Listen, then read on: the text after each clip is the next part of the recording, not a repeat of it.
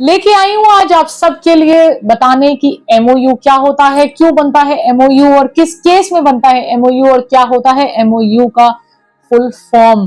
देखने के लिए वॉच करें इस पूरी वीडियो को मेरे और देखें कि कैसे मैं आपको छोटे छोटे पॉइंट्स प्रॉपर्टी के लीगैलिटी अपने इस चैनल के थ्रू समझाती हूँ, सो दैट आप किसी भी ब्रोकर किसी भी फ्रेटर्निटी मेंबर से फुलिश ना बने और अपने आप प्रॉपर्टी को डिराइव करें। Hi, good evening ladies and gentleman, this is Alisha Khanna from South Delhi Properties and Khanna Associates, having a legacy of more than 42 years of running in a property business by my father in South Delhi, and we have a prominent company by the name of Khanna Associates. We are based in GK1 Enclave. Anyone who wants a personal appointment or a visit or is looking for a property hunting in rental, commercial, farmhouse, residential or anything else can contact us on the number flashing below, and we will help you from a heart and soul to find the property of your dreams. This is what our tagline says, helping you find the property of your dreams.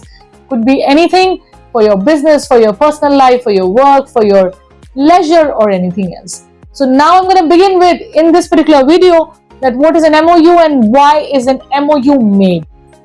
MOU is a memorandum of understanding, which means the parties which are accommodating in that MOU are becoming a part of that understanding कि उन्होंने किसी फैसले पे आ गए हैं जो उनके बीच में कोई डिस्प्यूट रहा है, कोई सेटलमेंट हो रहा है, कोई प्रॉपर्टी की सेटलमेंट बना रहे हैं, कोई फैमिली प्रॉपर्टी थी उसको डिवाइड कर रहे हैं, उसमें शेयर्स बन रहे हैं, उसके लिए फैमिली सेटलमेंट एग्रीमेंट भी बनता है, एमओयू भी बनता है।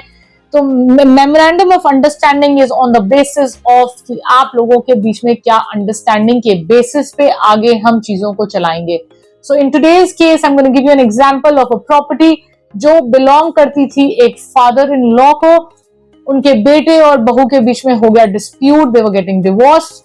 Though the daughter-in-law has no right over the property of the father-in-law because the court has obviously said in a lot of recent judgments कि daughter-in-laws and the sons and the daughters cannot claim anything until unless the father and the mother wants to actually give away the property. So in this case हमने memorandum of understanding बनाया क्योंकि उनके बीच में बहुत सारे multiple cases थे husband wife के बीच में। उन्होंने केसेस अपने फादर इन लॉ और मदर इन लॉ के ऊपर भी डाल दिए थे in cases of cruelty and other things. So हमने एक प्रॉपर्टी को बेचने के लिए उसके पीसफुल पोजेशन को ऑब्टेन करके आगे दिलवाने के लिए बनवाया एक memorandum of understanding. Now memorandum of understanding के अंदर पार्टीज आती हैं, उसके ऊपर एक स्टैम्प पेपर इशू कराना पड़ता है। स्टैम्प पेपर का कंसिडरेशन अमाउंट 50 रुपीज 100 रुपीज हो सकता है। उसके ऊपर जो कंसिडरेशन प्राइस है वो 0 रहेगा। ये जो बनेगा ये आर्टिकल 58 सेटलमेंट के अंदर इसकी डिस्क्रिप्शन आएगी और इसको कहते हैं मेमोरेंडम ऑफ अंडरस्टैंडिंग। इस तरीके का एक स्टैम्प पेपर इशू होता है। ये नोटराइज्ड है क्योंकि हमने पूरा इशू करा के इसके अंदर 6 पार्टीज थी। वो पार्टीज के नाम मैं आपको नहीं डिस्क्लोज कर पाऊंगी, but this 6 party signatures are right here. It has been well notarized and registered with the notary to making it stand as a legal value notary. That means a diary entry जो करवा ली गई आपने settlement को sign कराने के बाद। इस settlement के अतिरिक्त आप आपस में कोई भी डिसीजन, फैसला, division, property, settlement, percentage, amount, consideration को अपने अकॉर्डिंग किसी लॉयर से बनवा सकते हैं।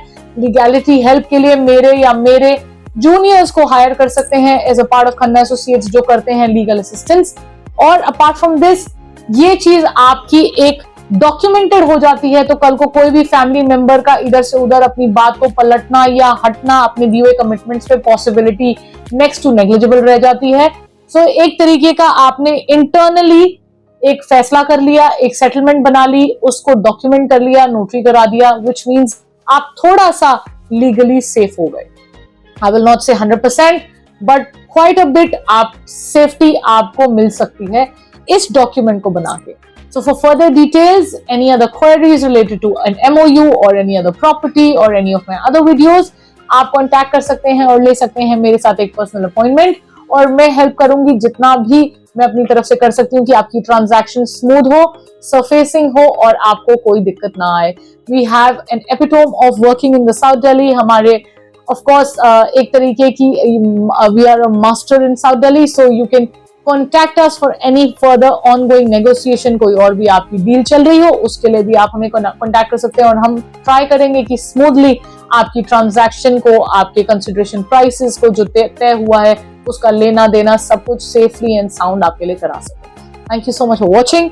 I'll be back soon with more further topics, important topics related to property and many other property investment options, cheap options as per the market. Mandate करा सकते हैं आप अपनी प्रॉपर्टी को हमारे साथ की खन्ना एसोसिएट्स अथॉरिटी से, उसको बेचेगा सो दैट आपकी प्रॉपर्टी बदनाम नहीं होगी, कोई गलत प्राइसेस आपकी प्रॉपर्टी के बारे में नहीं फैलाएगा और आप सेफली अपनी प्रॉपर्टी को बेच सकते हैं। We are a one stop shop hub for selling, buying any sort of property in Delhi, outside India, or anywhere else. Thank you so much. Keep loving and keep supporting, and I'll be back soon.